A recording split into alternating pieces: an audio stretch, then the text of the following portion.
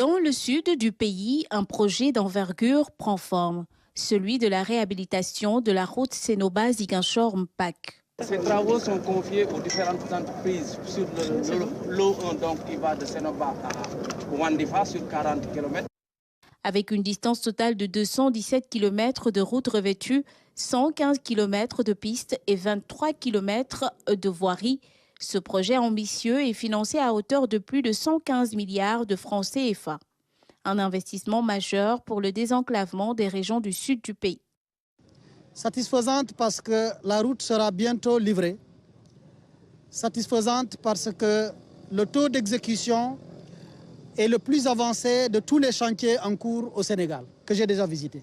Un niveau de satisfaction parce que les délais ont été mordus, mais les entreprises sont en train de faire des efforts, notamment l'entreprise Ariski.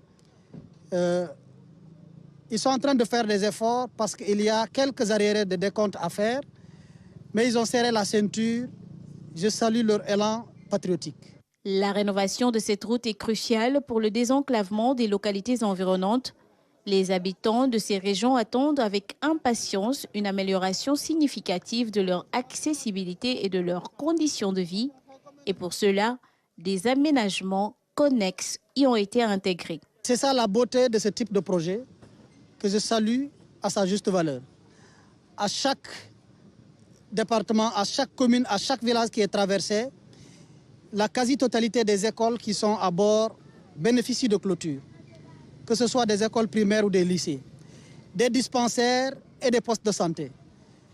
Il faut saluer cela et j'ai beaucoup aimé aujourd'hui le fait qu'à l'occasion de cette visite, à Bignona exactement, nous puissions avoir l'opportunité de visiter le canal de Tangori, qui pose de sérieux ennuis aux populations et pour lequel une entreprise qui est là a pris le soin de nous offrir, dans le cadre de la responsabilité sociétale d'entreprise, de réaliser un ouvrage temporaire avant le grand chantier de l'assainissement, mais un ouvrage qui sera livré avant l'hivernage pour soulager les populations. Le désenclavement étant une priorité pour le gouvernement actuel, la tutelle, au-delà de l'appel au travail lancé à ses collaborateurs, a profité de son passage à Bignona pour solliciter les prières du guide religieux Imam Ratib El Hadj Fansou Bodian pour la réussite de cette mission gouvernementale.